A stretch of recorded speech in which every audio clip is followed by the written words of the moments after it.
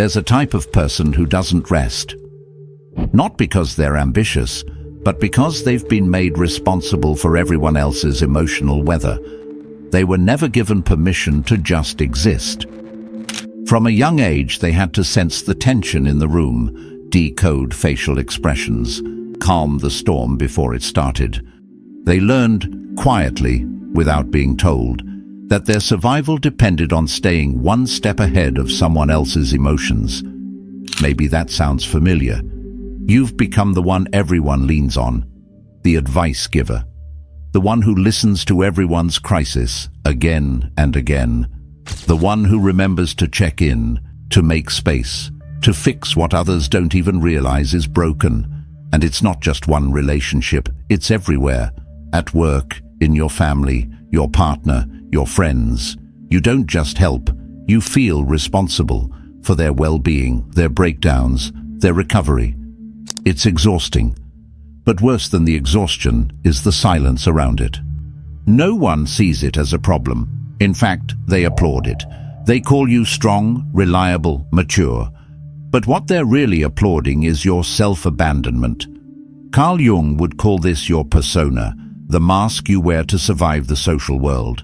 And for people like you, that mask is the helper, the fixer, the therapist. It's not who you are, but it's who you became, because being useful was the safest way to belong. Jung didn't see the persona as evil, but he warned, the more you identify with it, the more you lose access to everything that's not on that mask.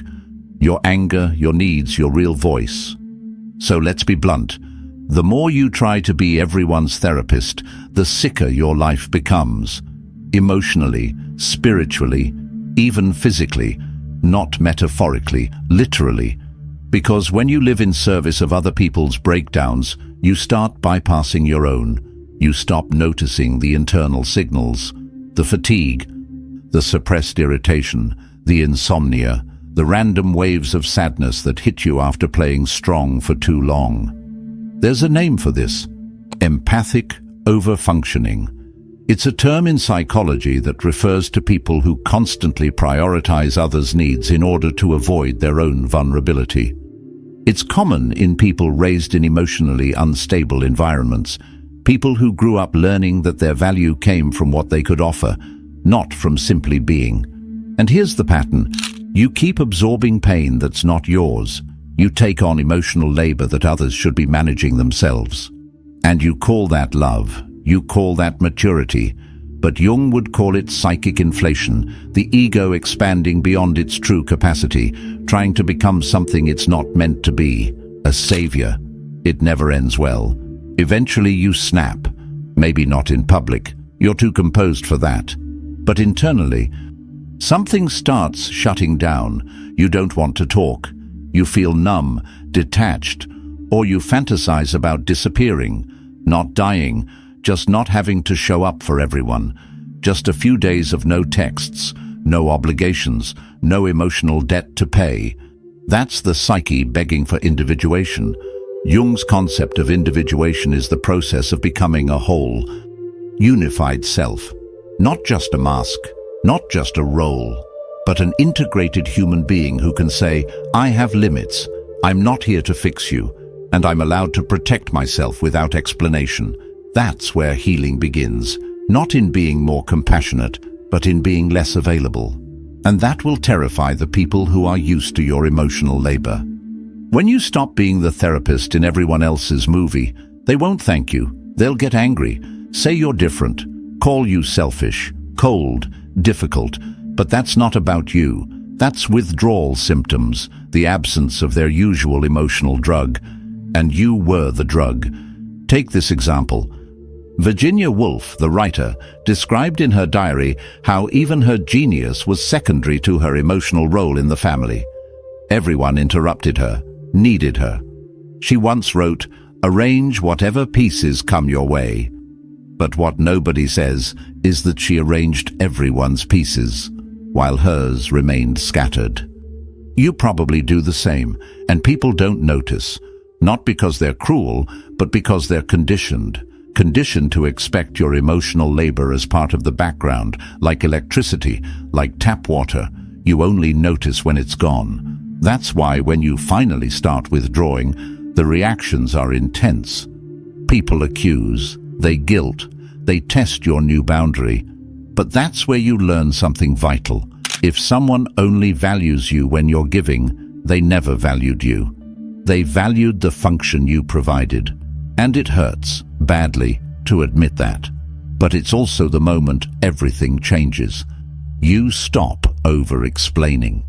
You stop fixing conversations. You stop reacting to every emotional emergency. And you realize most of those emergencies were never yours to begin with. This is what Jung meant by conserving psychic energy. He saw the psyche like a battery. Every reaction, every emotional investment, every attempt to fix others drains that battery. And when you're drained, you don't just get tired, you lose yourself. Because there's no energy left to access your deeper instincts, your intuition, your sense of meaning. That's why chronic people pleasers feel lost. They don't know what they want anymore, not because they're confused, but because their psychic energy is entirely wrapped up in others. So let's talk survival. Not just spiritual survival, but actual psychological resilience. Because in Jung's terms, when your psychic energy is depleted, the shadow erupts.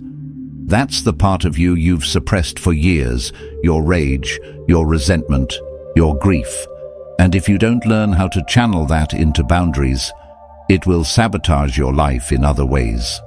Passive aggression, emotional numbness, relationship sabotage, burnout, physical symptoms. The shadow is not your enemy. It's your repressed intelligence trying to get your attention. So here's the shift. Stop asking, how can I help? Start asking, is this mine to hold? If not, walk away. Not dramatically. Not to punish, but to return your energy to where it belongs, you. Start with silence. Don't respond to every message. Let the phone ring. Let someone else clean up the mess. Let people solve their own emotions for once. Not because you're cruel, but because you finally understand this. Your presence is not free. Your energy is not infinite. And your life does not exist to be a service center for other people's dysfunction. Jung once said, "The privilege of a lifetime is to become who you truly are." But that privilege demands that you stop being who everyone else expects you to be, including the emotional therapist. So if you're tired, that's not weakness, that's data.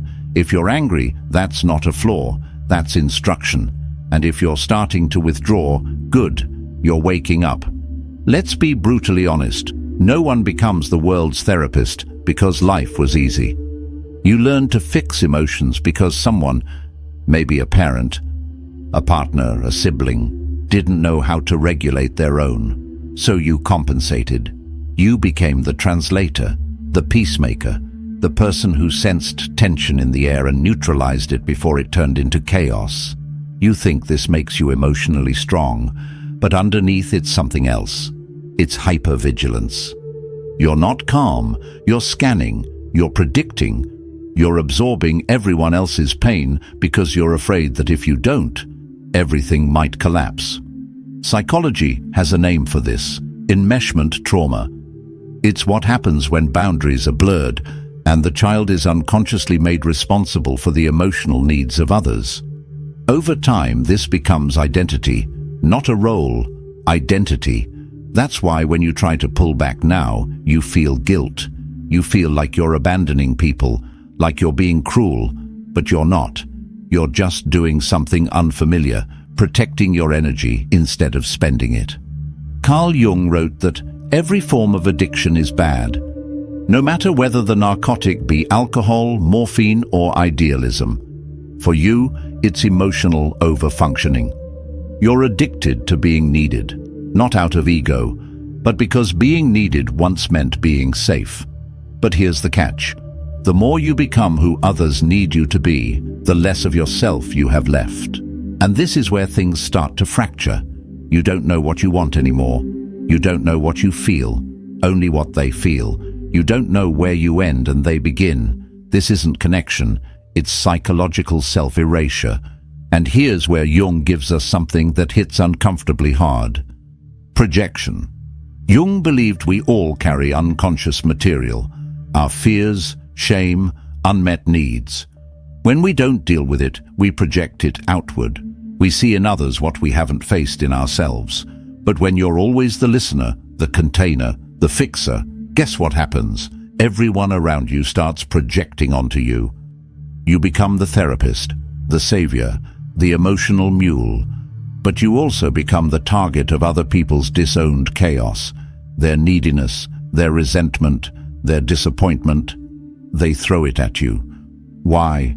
Because you've made yourself the screen. And that projection has consequences. It starts to warp your identity. You start internalizing it. You start believing that your job is to always understand, always absorb, always stay calm. But Jung warned, until you make the unconscious conscious, it will direct your life and you will call it fate. So let's make it conscious right now. You are not your role. You are not responsible for their healing. You are not the solution to every emotional breakdown. And if you keep trying to be, you will implode. Look at the real-world outcomes. Helpers, empaths, caretakers. They're often the most secretly depressed people in any group. Not because they're weak, but because they're never allowed to fall apart. Everyone comes to them for strength, but no one asks what it's costing them.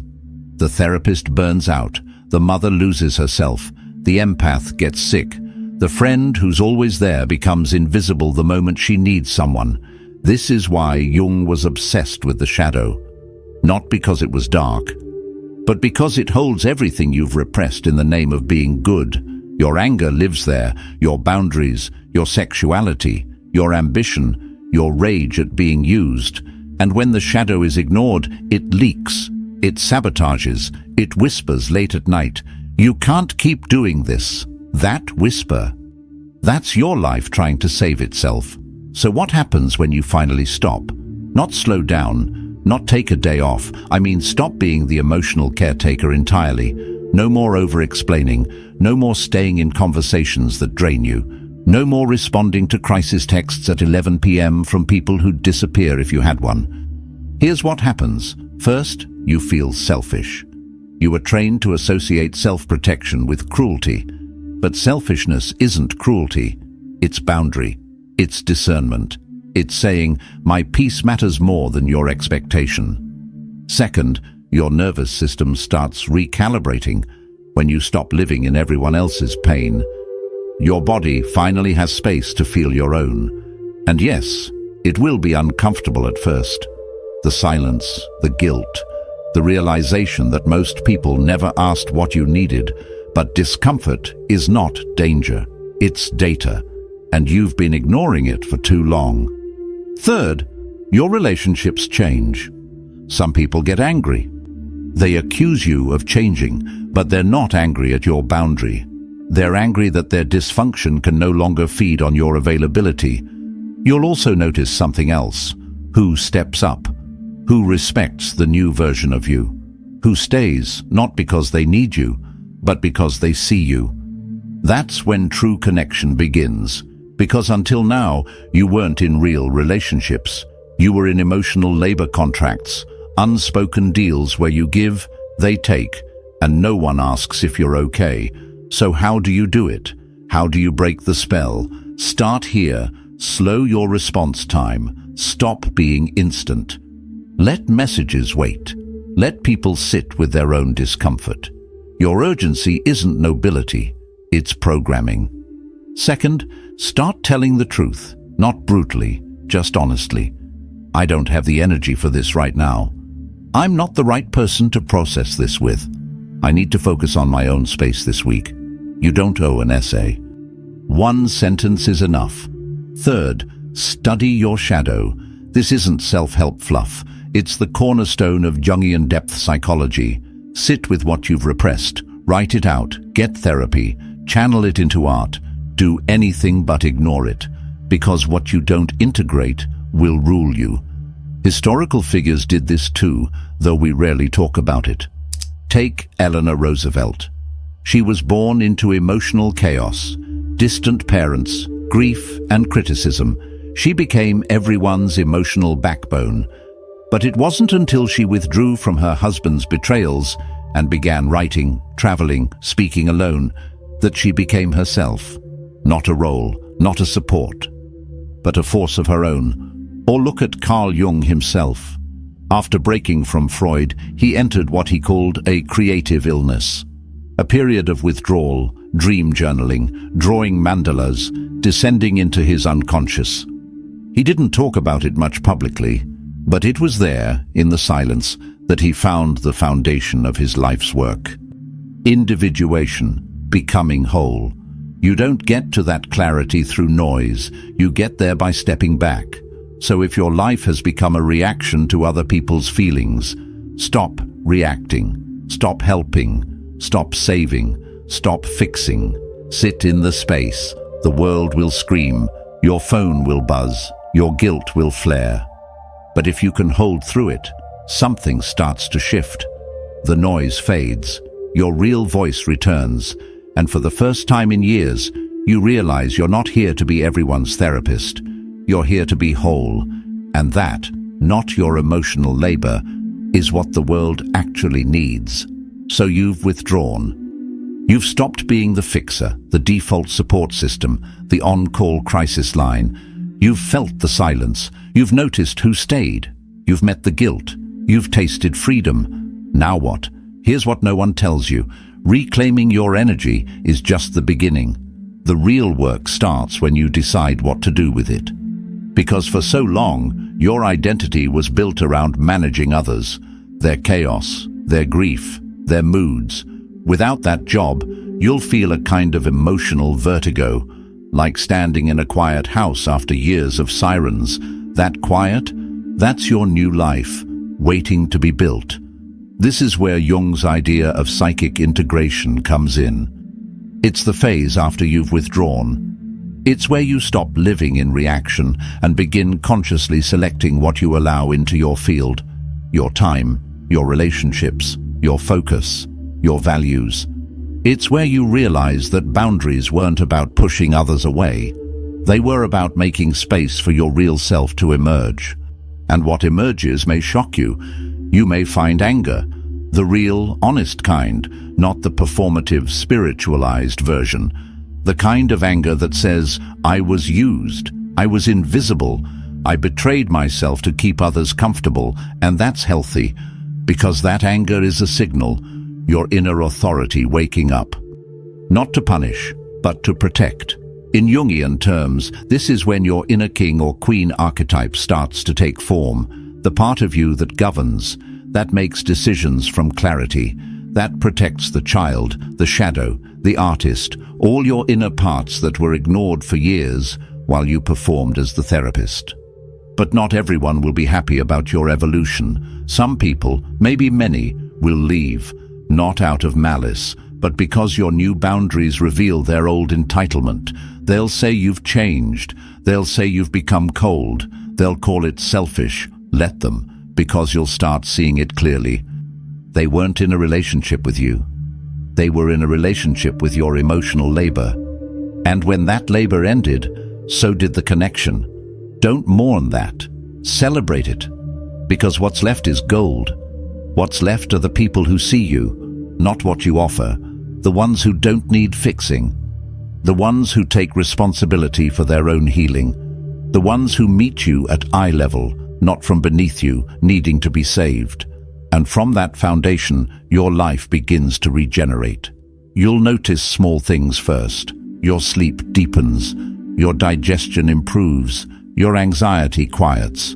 Because your body is no longer trapped in the constant readiness to serve, to fix, to intervene. Your nervous system recalibrates back to its natural rhythm, rest and repair, but it goes deeper.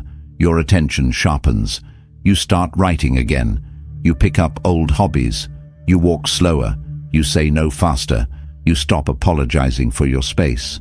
You feel desire return, not just sexual, but existential. You want things again, not for others, for you.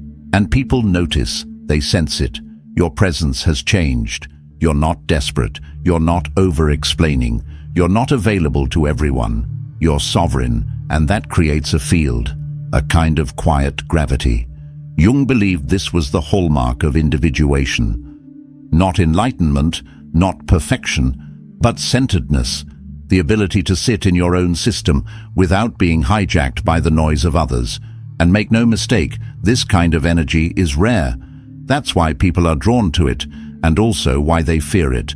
Because when you no longer play therapist, something breaks in the social mirror. People have to face themselves, their unhealed wounds, their manipulations, their dependence on your availability. Your silence becomes their confrontation. So prepare yourself, not for conflict, but for clarity, because you'll start seeing what you couldn't before. Who interrupts you constantly, and who listens, who respects your time, and who sees it as theirs, who adjusts when you speak your truth, and who resists it, who offers you depth, and who just wants the echo of their own pain reflected back. This is where your real relationships begin. And yes, it will get lonely.